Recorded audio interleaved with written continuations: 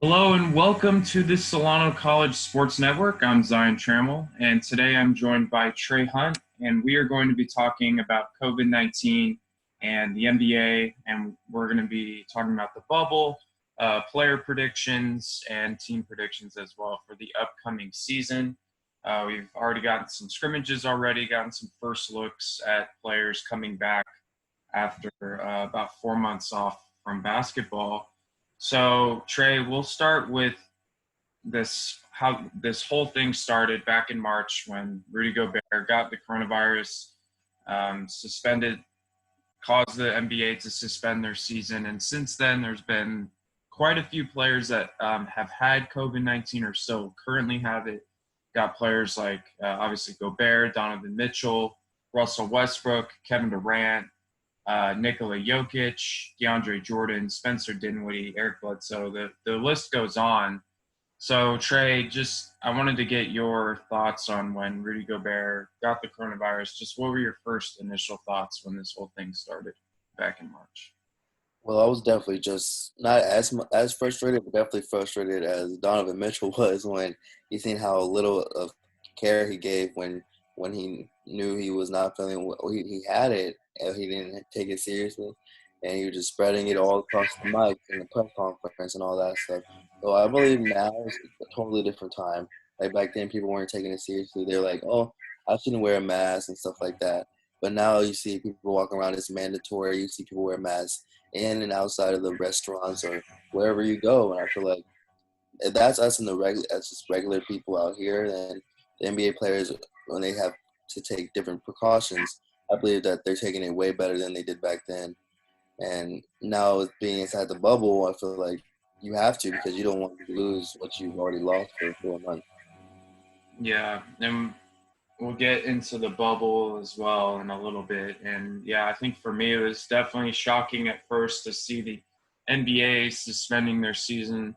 I was at work and I was watching the Mavericks and the Nuggets play, and it was the last basketball game that we had. And it was definitely all just came in at once. It was really shocking. And now it's just for a player to get the coronavirus, it just seems kind of normal now. Um, and I mean, this coronavirus team would be pretty nasty with Westbrook, Mitchell at the shooting guard. You got Katie at small forward, put Jokic at power forward, and Rudy Gobert at center. That would be a pretty nasty COVID-19 lineup. But Yeah, they could definitely knock out the Magic in the first round.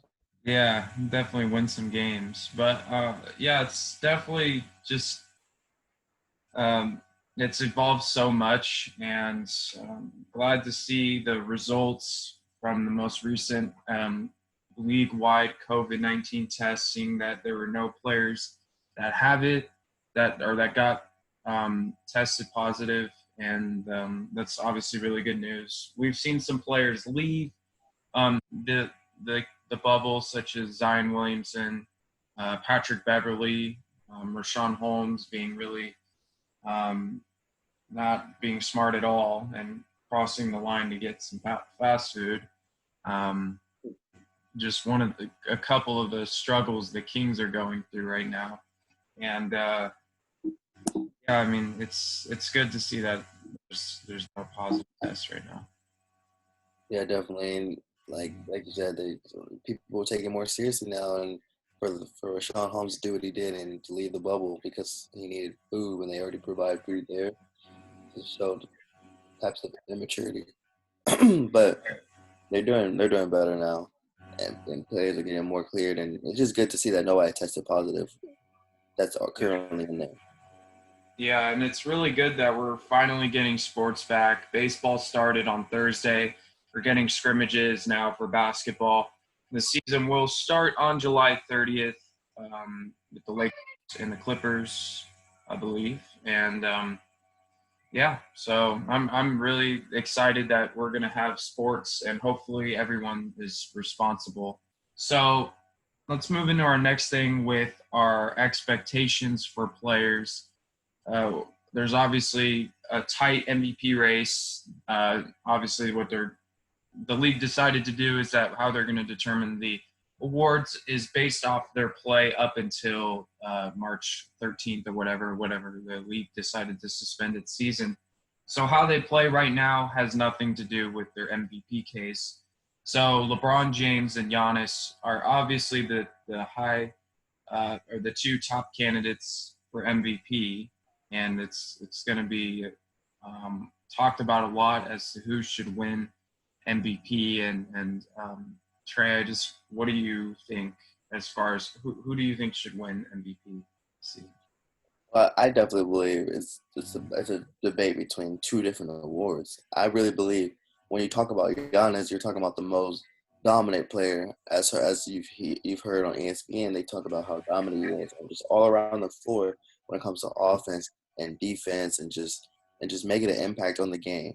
But we all know how LeBron makes an impact as well, not just on the game, but like on the effect of his teammates on and off the court, and just how he keeps everybody in line, basically, just to be successful. It's like leading in the assists over Giannis is huge to me, because as he gets everyone else better, the team gets better, and he's like they have the number one team in the West compared to being the number one team in the East, where when LeBron was there, everything was less.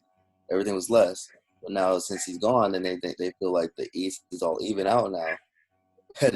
It's better now. So I always think Giannis is going to be Giannis. Giannis is dominant when he's getting his points at ease, just dunking and laying it up and just pushing people out of his way. And rebounding and his blocks, he just gets better every year. But with LeBron, it just feels like when he is at his peak level, then everybody else's stats rises with him. So I believe that's the most value. Take it out, then everybody's points go down. But I feel like you take Giannis out of that equation, then their points go up because he does so many of it. Yeah, and I totally agree with you on that one. I think Giannis is the MVP, most dominant player. I think LeBron is the MVP, but I also have a feeling that they might just go with Giannis. There's the theory that every, different players have to win MVP, with Westbrook and Harden and then Giannis. But I think LeBron should win it. We compare the stats. LeBron averaging about 26 points per game, 9 rebounds, 11 assists. Giannis at 30 points per game, 14 rebounds and 6 assists. So Giannis does have some advantages in the scoring and rebounding category, but I think LeBron is definitely more valuable to the Lakers. And given what they're doing right now in a very loaded Western Conference, that, oh, by the way, has not depleted because the Warriors aren't good. I can't believe that that's even talked about, that the Western Conference isn't as good because the Warriors aren't as dominant. I mean, Clippers upgraded a ton. So did the Jazz, the Thunder, the Rockets. I mean, the Mavericks are playing well. Grizzlies. I mean, there's no reason that to me is just a lame reason to downplay what LeBron has done this season. He's been absolutely spectacular. He's easily the best player on that Lakers team. And Yeah, definitely. And the West has not lost a step. I mean, they lost a Steph, but they have not lost a step. yeah, And but there's so many elite players in the West, and you can see how. Look at how compared to the West, how many teams are fighting for that eighth spot compared to the East. You have like one team fighting for that eighth spot with the Wizards, and it's like it's just not as good. And it's always going to be like that because so many the teams that the locations you can play in the West, like LA, you can play in the Bay, you can play just in just so many different places, and it's just better over here. yeah. I mean, the Magic are probably going to get that 8th seed. I don't see the Wizards fighting for that. But yeah, you have the Nets as the 7, the Magic at the 8.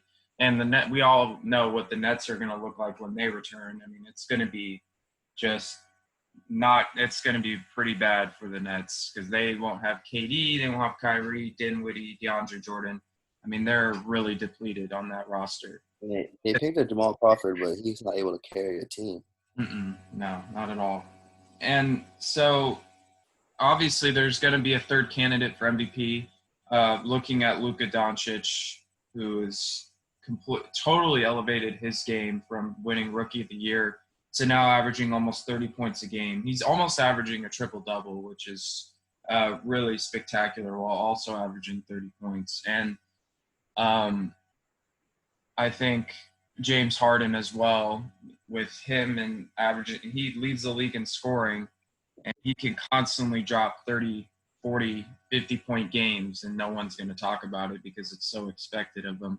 So we'll see. I think it's to me, it's either going to be Luka or Harden for that third MVP spot to vote, but I don't think either of them will really have a chance.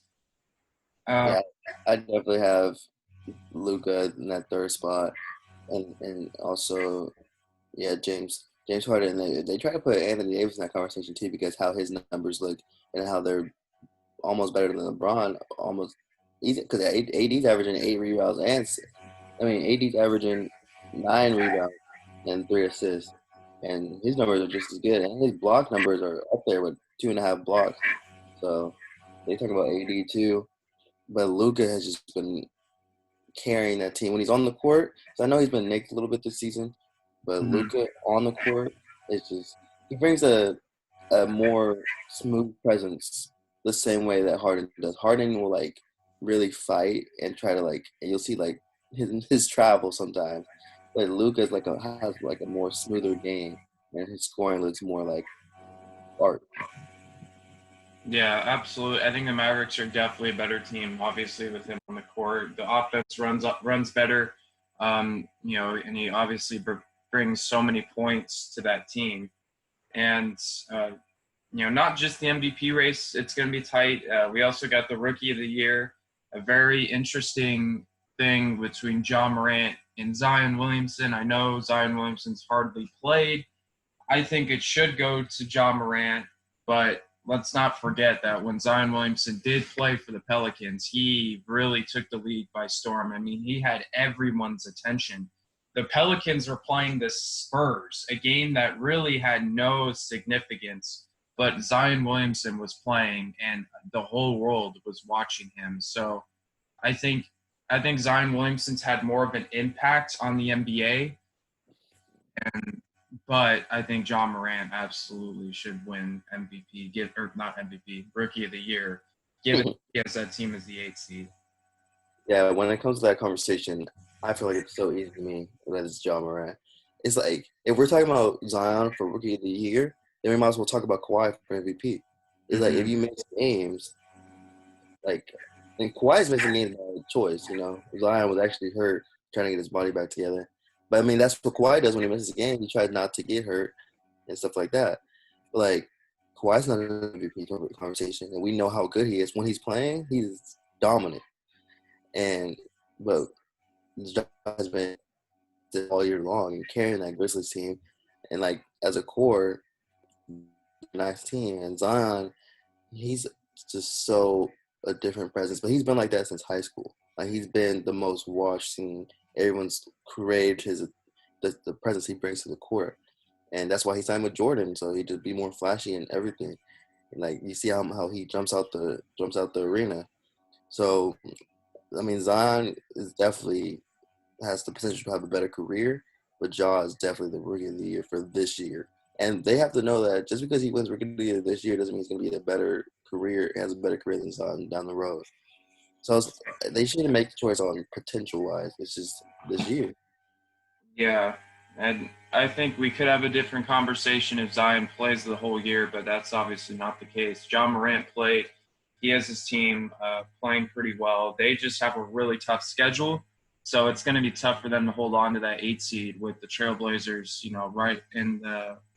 with the Trailblazers, Pelicans, and Kings. They're on their tail. I think it's going to be tough for the Grizzlies because they have the toughest schedule in Orlando. So hopefully, we'll see if they can maintain that 8th seed. But either way, doesn't devalue or doesn't undercut what Ja Morant's been able to do this season, because he's been nothing but spectacular. So let's move into our next topic here. We're talking about the bubble. So obviously there's been a lot of conversations going on whether it's safe, whether it's going to be effective, because this is likely to go on till about or it actually will go till about mid-October, when we have finals. Go up to October 13th, which is quite a long time to stay in the bubble. I think personally, it's obviously been effective so far. It's worked out great. We've seen a lot of cool perspectives from the players. Like JaVale McGee posting vlogs on YouTube and stuff, and we've seen different players showing off the food and what they've been doing, playing golf, playing spike ball, whatever. It's really fun to see these players off the court and kind of learn. I think it's such a unique situation where we're probably not going to have something like this ever again. And I think these players are a part of history right now. So I think it's really been a cool experience, just to watch. And I can't imagine, what it would be like inside. Definitely be interesting. Um, but I think the NBA, Adam Silver's done a great job of ensuring the players' safety and making sure they're constantly getting COVID-19 tests and making sure that everyone's healthy so we can play basketball without bringing the coronavirus cases. Yeah, Adam Silver has done a great job just keeping the flow, like, and getting our basketball back on TV because he could have just shut it all down and say, no, we're not coming back until COVID's all gone, which basically is just, I mean, if you want to say that that's the smartest thing to do, but people who care about sports are not going to say that. They're going to say, what's the best way we could do this the safest way? So the best way we could do it is put them in the bubble, and it's been working out, and it's been helping the fans get excited to see that it's a sport that we can actually watch and to see the outcome because it's the only sport that's in playoffs right now. So it's the most critical time because baseball just started, football just took out their preseason games. They don't know what they're gonna do, and just in the WNBA just started. So basketball is where it's at right now, and I think that the bubble is the way that they have it set up is leading for success, especially with the test, like you said. They're testing them every day. I mean, they're testing them constantly, and it's just I don't see it falling through unless someone messes it up. Yeah, and like I mentioned earlier, we've seen players have to leave because of uh, family matters or whatever, and think for these players, I think they should all recognize that they need to hold everyone accountable because if they do leave the bubble for some silly reason, if it's a family matter, then obviously that's totally understandable. But if you do something like what Rashawn Holmes did, well, now he has to quarantine.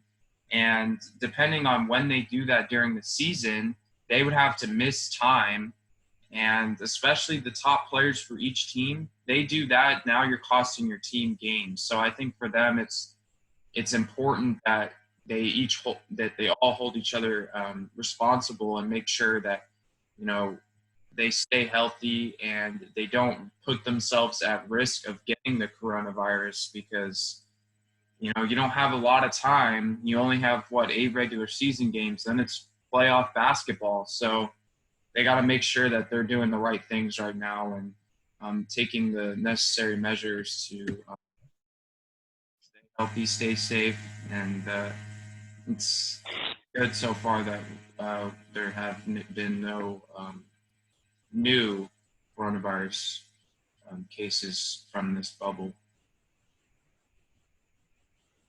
And so there's obviously a lot more Western Conference teams in the bubble. And Trey, what do you think about family/guests of teams around? That starts on August 30th. I'm not sure if that's the best idea, bringing in new people to the bubble. Maybe they might not fall through with it, but Yeah, when you do that, you're taking a chance of just exposing people to stuff that's been outside. Even though you test them, it's just like I just don't see the point. It's just like you might as well have tested them in the beginning, let them be there with their families the entire time. But it's like, I mean, it's best to just keep everybody separate. In order, you're just taking a less chance of anything bad happening.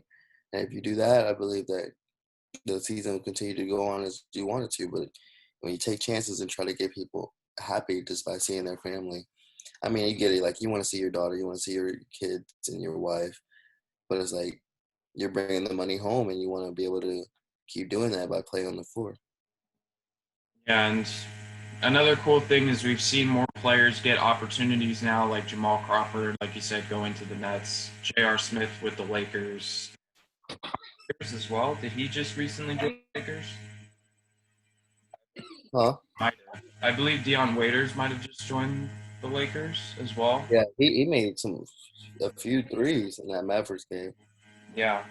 So it's also good to see old veterans get some more opportunities and get those chances. So we'll move into our final segment, which is team predictions. Now, obviously, we're going to have a finals prediction as well, and we're going to talk about some sleepers and teams we might not be sold on. So I think we'll start with some sleepers in the Eastern Conference. I guess I'll go first. I think um, a team that we talk about the Bucks, the Raptors, the Celtics. I think the Miami Heat is definitely a team that could definitely be dangerous in the playoffs.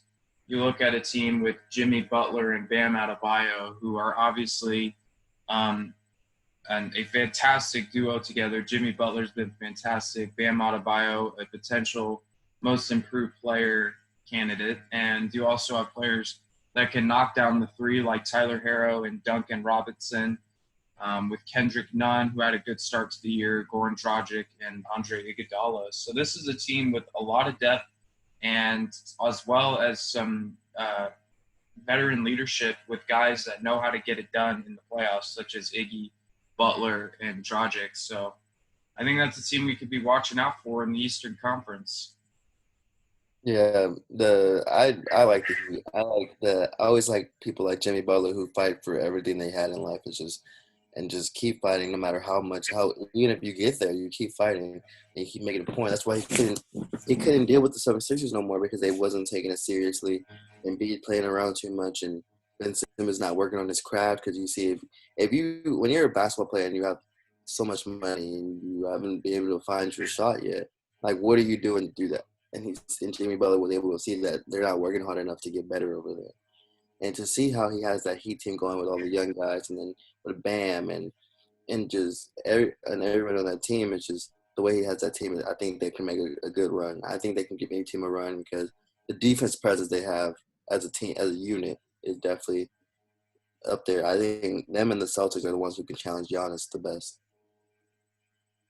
Yeah, and I think a team I'm not necessarily sold on is Philadelphia, who sits as the sixth seed. I think if they play Boston first round, um, I think they would lose first round. Um, you know, Jason Tatum yesterday, he didn't play so hot, and my friend who's a Ben Simmons fan, talking about, and obviously Tatum and Simmons are compared a lot, and he was talking about how bad Tatum was playing. And at the same time, I mean, I think you mentioned it, that he hadn't played and picked up a basketball in a few months, and this is also Yeah, a scrimmage game. Players are shaking off the rust. yeah, he hasn't played in a while, and that's what sucks because he was in Boston with all that snow and wasn't able to put up any shots or anything. So it just showed he was able to get that rust off in his scrimmage. Says when the real games start, they're not going to give you an opportunity to get that rust off. Yeah, and I still really like what Boston has with Kemba, Jaylen Brown, and Tatum. And obviously the Sixers, Simmons and Embiid, they're a good duo. Simmons is a great defender. Embiid is one of the most dominant centers. But up to this point, I feel like they've had so many issues with injuries and just, a little bit of drama. And I'm not really sure if this team's going to pull through like everyone expected, because they had such high expectations um, for them. And so we'll see what happens. Another team I'm not really sold on is the Rockets. Um, Russell Westbrook for me is not really a guy that he is an excellent postseason player. I see him more of as a regular season player, and I feel like them not having a center is going to hurt them. Yeah, and the West, that's going to destroy you. I mean, you could probably beat a team once, like how when the Rockets first met, they made that trade and got rid of Capella, and they played the Lakers and them. Like that's one time, but if you have to play a team 7 times, it's not going to work out because Anthony Davis is going to beat down on you. Jokic is going to beat you, and just even Montrez is going to beat down on it because they're center, and he's 6'7", 6'6", and Montrez is 6'9", which is center. And the way that everybody knows how Montrez plays, and they were just dominating the Rockets. And we know they get criticized every single year for their playoff season. So they have to make that change this year.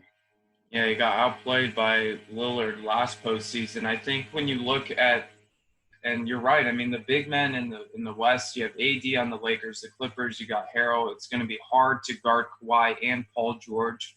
The Nuggets with Jokic, the Jazz with Gobert, the Thunder with Steven Adams, and the Mavericks with Porzingis and Maxi Kleber and Boban, and the Grizzlies with Jaren Jackson. There's a lot of good big men in the Western Conference. I think especially if the Rockets play the Nuggets, it's going to be hard to guard Jokic and Bol, who just went off. And obviously that team has a lot of depth. Yeah.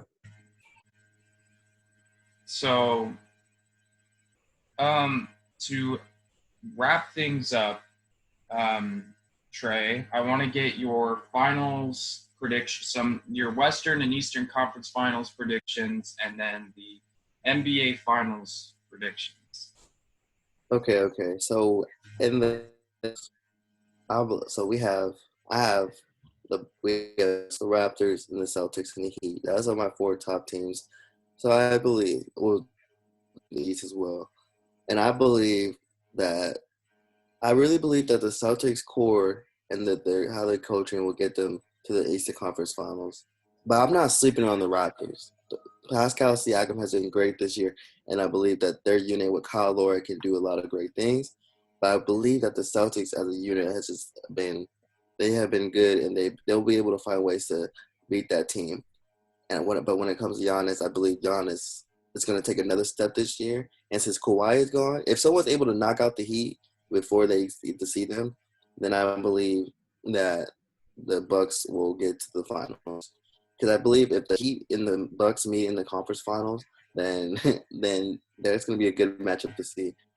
But I got the Bucks in the finals, and then when it comes to the West, I definitely have the Lakers and Clippers in the conference finals. And then I feel confident saying the Lakers will win that. But if the Clippers just have their number so far this year, and it's tough to see. I've seen the Clippers bully them most of the time. But when in a 7-game series, I believe toughness will really come out. Like who can last longer, and I'm pretty sure the Lakers can last longer. I believe the Clippers will get broken down and not be able to keep that momentum going. And when it comes to Lakers and Bucks, I believe after seeing the last time before the season got shut down, and the way that they were able to at least slow down Giannis, I got the Lakers in 6. I don't think Giannis has that final experience yet, so I got the Lakers in 6.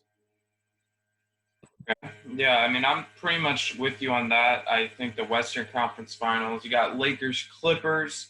We don't know what's going to happen with Beverly and Montrezl Harrell. I still like the Lakers going to the finals regardless.